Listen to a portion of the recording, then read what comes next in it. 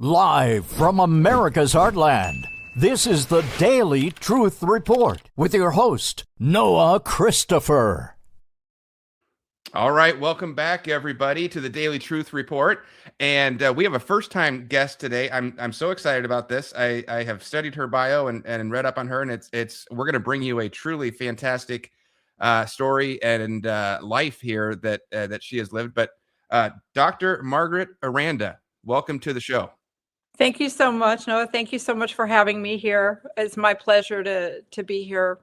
Yeah, it's great, and I want to explain who you are and some of your background, and then really just let you take it away. But first, a couple housekeeping notes here.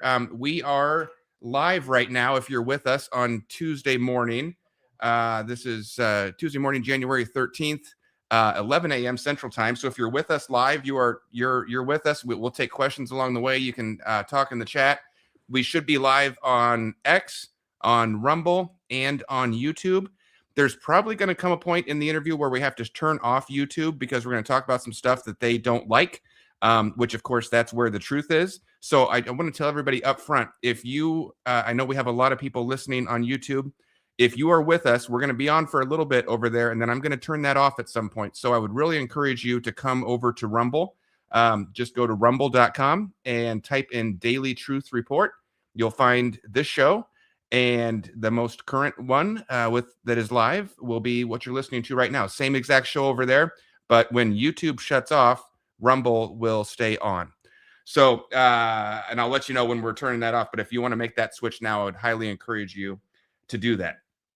Okay, this is going to be fun. We are going to talk about a ton of different things. We're going to talk about a near-death experience. I can't wait to hear about that. A near-fatal car accident. We're going to talk about becoming cancer-free.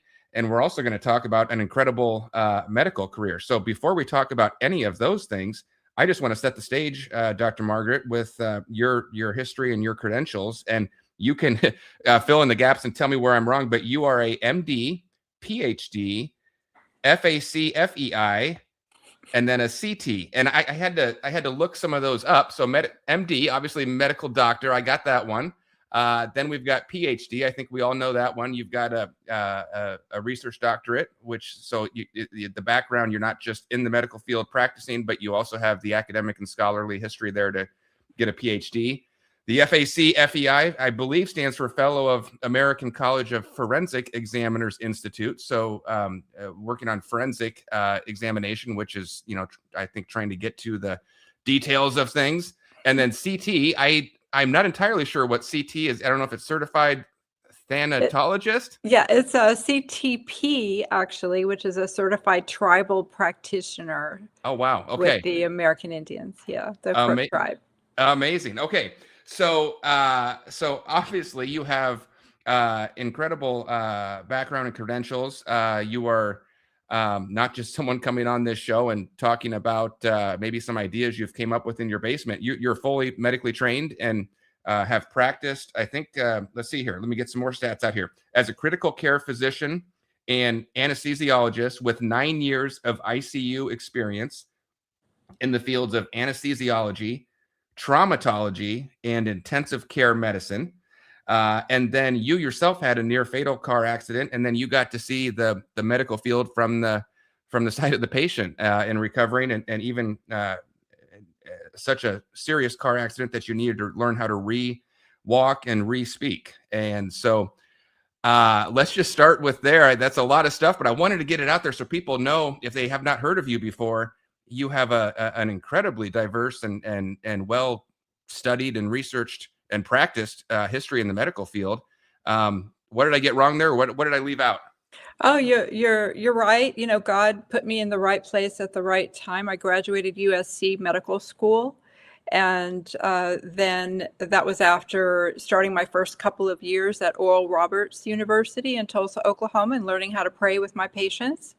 And then I completed anesthesiology and critical care both at Stanford, and my first position was in 3 departments at the University of Pennsylvania, where I was also chief of anesthesiology at the Philadelphia VA during 9/11. So I have a lot of back office administrative experience as well, which is, another side of the hospitals and the hospital protocols that we see going on right now.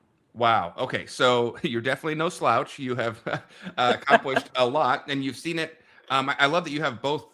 I don't know what you call it. Both fields covered. You've got the research, and you've definitely got the degrees, and you've done all of the research in the classroom and the studying and the PhDs and all that stuff. But then you've been on the front lines. You haven't just, not one of these professors that has, never actually done it. You've been in the field, 9 years of ICU experience, out there working and putting all of this to practice.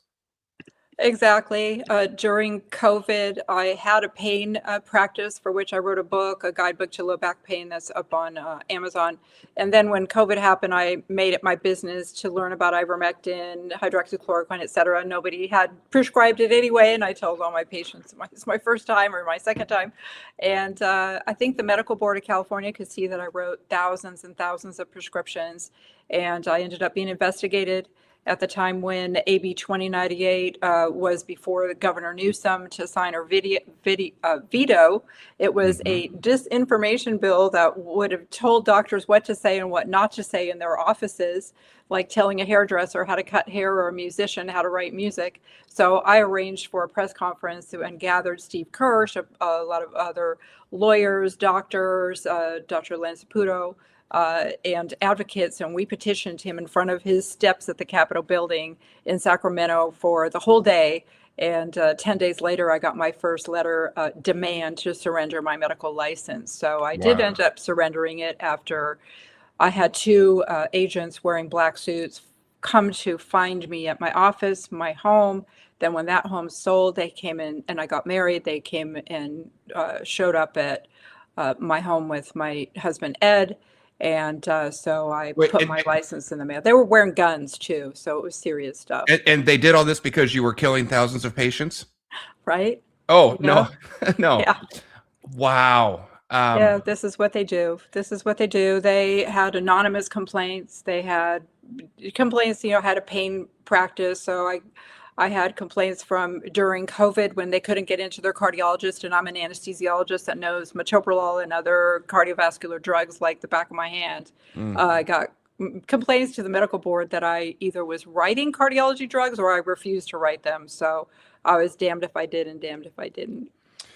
Yeah, on the one hand, I want to say that I'm shocked and surprised by that, but I really am not. Everything we've learned over the last 5 years, the way they've weaponized that system against good doctors, and you're just another one in a list of the good doctors that we've featured over the last 5 years that actually took their oath seriously. First do no harm, and then actually let's try and help these patients. And if there's something that's going to help them, let's try it, and especially if it has low to no side effects. My understanding, we're going to talk about some other stuff. This is not a show entirely focused on ivermectin, but my understanding in researching that over the last 5 years, and you can tell me medically if I'm wrong, but virtually low to no side effects at all, and almost impossible to overdose on it or really have any sort of fatal impact. That's exactly true. And so let's talk about the Hippocratic Oath for a moment, since you mentioned it. There's actually, it's another lie, I hate to tell you. It's an oath to Apollo and false gods. So how much weight do you think that really has, number one? And even if doctors took it, which in 1990, when I graduated USC, we had three choices.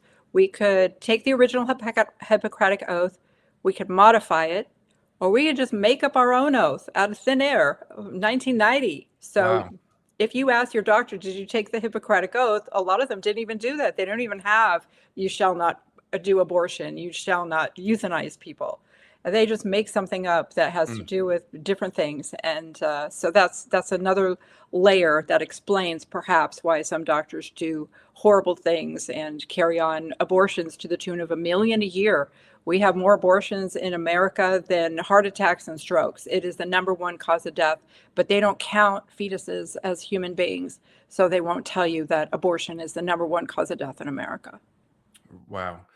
All right. We are already starting to hit some hot water here. And so YouTube, if you're listening to us, I know we've got a lot of people connected right now on YouTube. I am going to turn off the feed over there because I want to continue this conversation and it's getting really good. And I want to do that freely. So we're going to stay up on X and we're going to stay up on Rumble. Please follow us over there. Just go to rumble.com, type in Daily Truth Report. I think put the spaces in there, and it'll pull the channel right up. You can pick up right where we leave off. So YouTube, goodbye to YouTube, and everyone else, just hang tight here.